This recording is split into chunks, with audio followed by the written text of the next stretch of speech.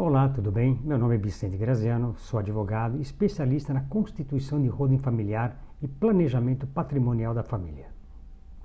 Meu intuito com esse vídeo e os demais que irei postar com uma certa frequência é a de levar informações a respeito de um assunto que vem ganhando muita relevância por conta da segurança que traz para a família brasileira. Antes de iniciar, peço a você que se inscreva no meu canal e dê um like, pois dessa maneira você me ajuda e torna possível que os meus vídeos alcancem um número maior de famílias que irão se beneficiar com as informações.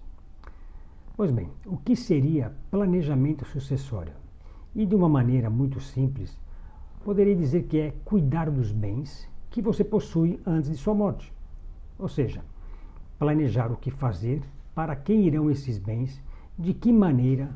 Pois, como sabemos, após a morte do patriarca, geralmente ocorre aquela loucura de procurar um advogado para que se abra o inventário, aí vem o custo, as despesas, quem vai arcar com elas e, pior ainda, muitas das vezes a herança pode gerar brigas, irmãos que passam a não se falar mais, etc. Pode até mesmo destruir uma família, e é por essa razão e outras que um bom planejamento sucessório se faz necessário. E a intenção é justamente essa, fazer com que não haja brigas e que a família continue em paz, mesmo após o falecimento dos pais. Resumindo tudo, o planejamento sucessório irá permitir que o patriarca possa, ainda em vida, decidir como irá distribuir os bens da família. Existem várias maneiras possíveis e institutos utilizados para realizar o planejamento sucessório, utilizando de alguns instrumentos legais, sendo eles a doação, o testamento, uma previdência privada VGBL, seguro de vida e, por último, a holding familiar. Bom, primeira opção seria a doação. O próprio nome já diz do que se trata, ou seja, doar para alguém o que me pertence. Mas muito cuidado com isso, pois na doação devemos estar atentos e seguir certas regras legais, como respeitar a legítima, estar atento ao companheiro quanto ao regime de bens. Enfim, são cuidados que se deve ter para evitar contestações legais futuras. Quando digo respeitar a legítima, estou dizendo que o doador não pode sair doando todo o seu patrimônio como ele quer. Ele deve reservar 50% de seu patrimônio aos seus herdeiros legítimos ou necessários, ou seja, seus filhos e, na falta desses, aos seus pais. E só depois dessa observância é que o doador pode, com o restante, doar a quem quiser. Quando eu disse companheiro, é verificar em qual regime de bens contraiu seu matrimônio. Ou seja, na comunhão universal de bens, todo o patrimônio é do casal. Logo, a sua esposa torna-se meieira de todo o patrimônio, 50% para cada um. Na comunhão parcial de bens, tudo que for adquirido na constância após o casamento ou a união estável é do casal. Só para simplificar, darei um exemplo. Se o casal tem R$1 milhão e se for casado no regime universal de bens ou na parcial, e nesse último adquirido após o casamento, e tiverem 3 filhos, vamos supor que o marido queira doar tudo para um sobrinho. Ele não pode. Por quê? Bom, pois como dito acima, ele precisa respeitar a legítima. E mais ainda, nesse caso, ele é casado também. E ele tem uma meieira, que é a sua esposa. Logo, sua parte no patrimônio não será de R$1 milhão. Será 50%, ou seja, R$500 mil. Sendo que desse valor precisará respeitar a legítima também, que é de 50%. Logo, ele só poderá doar para o sobrinho, ou para quem ele quiser, somente R$250 mil.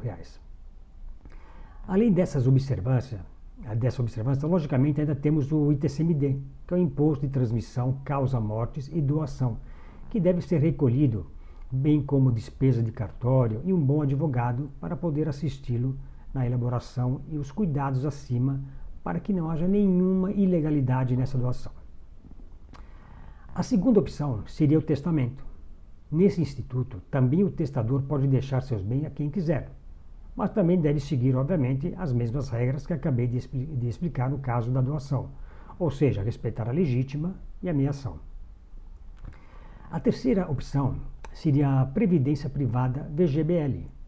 Nesse caso, também posso utilizar como planejamento sucessório, pois também consigo determinar quem são os beneficiários. Ou seja, consigo distribuir a previdência privada aos herdeiros. A quarta opção é o seguro de vida, que também é muito interessante, pois esse fica fora do inventário e também não devemos nos preocupar com as regras acima mencionadas no que diz respeito à legítima imeação. Nesse caso, aí sim consigo deixar para quem eu quiser. E por último, a quinta, eu deixei a holding, obviamente, de propósito. E por quê?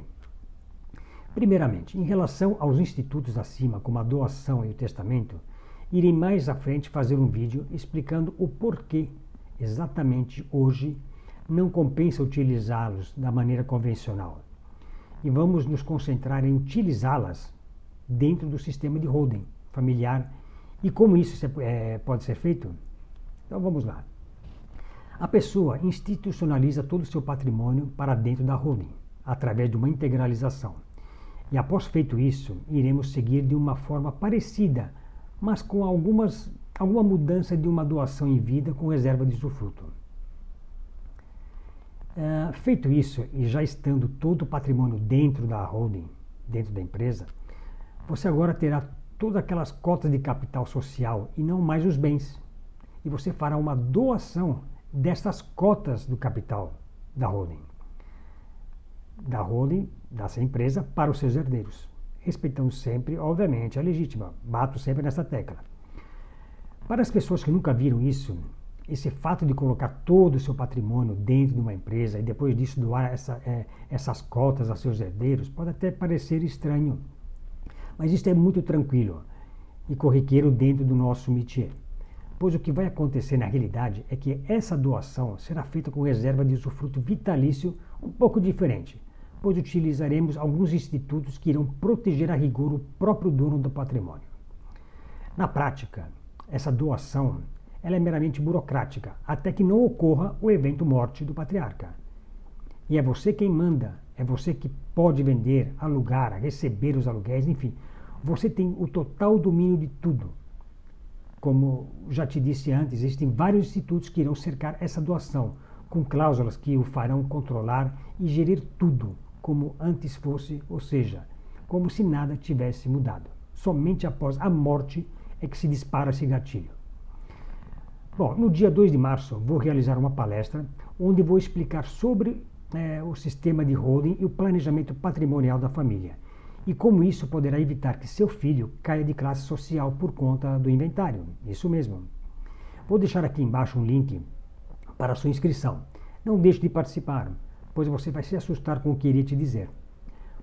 Bom, espero ter ajudado e que você tenha gostado do conteúdo.